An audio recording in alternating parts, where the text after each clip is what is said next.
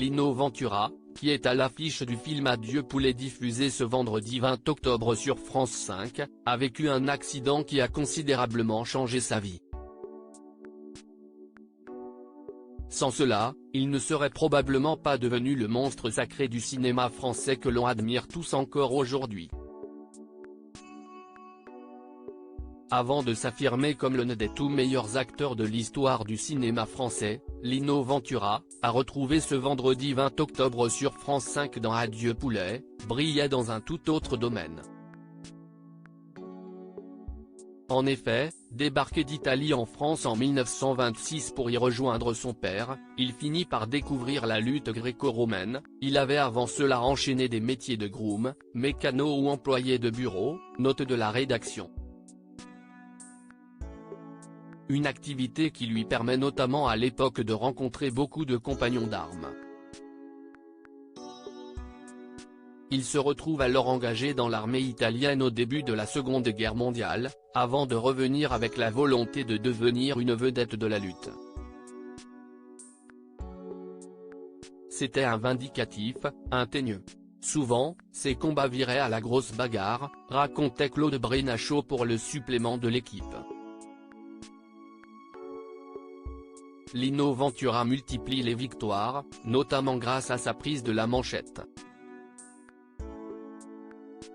Sa technique est imparable, à tel point qu'il devient champion d'Europe de lutte en 1950. Sauf qu'un mois plus tard, alors qu'il souhaitait remettre son titre en jeu, il se casse la jambe. Si Lino n'avait pas eu cet accident, il n'aurait certainement pas eu de carrière au cinéma. Il aurait eu une petite vie banale de lutteur, se souvenait Bob Plantin, un ancien lutteur qui a côtoyé la star sur les rings. Une ascension fulgurante. Sa blessure étant trop grave, Lino Ventura est contraint de mettre un terme à sa carrière sportive.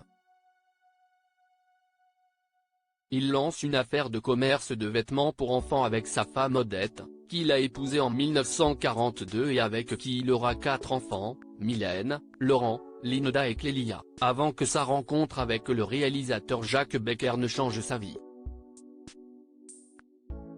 Le cinéaste pense à lui pour le rôle d'un truand baptisé Angelo dans le long métrage suivant, Touchez pas au Grisby.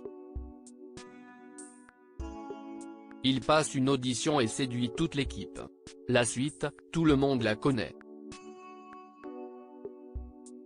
Les Tontons Flingueurs, 1963, Le Clan des Siciliens, 1969, La Gilf, 1974.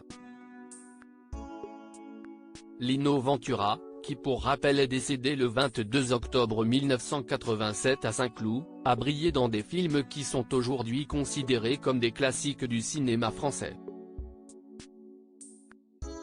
Drôle de destin.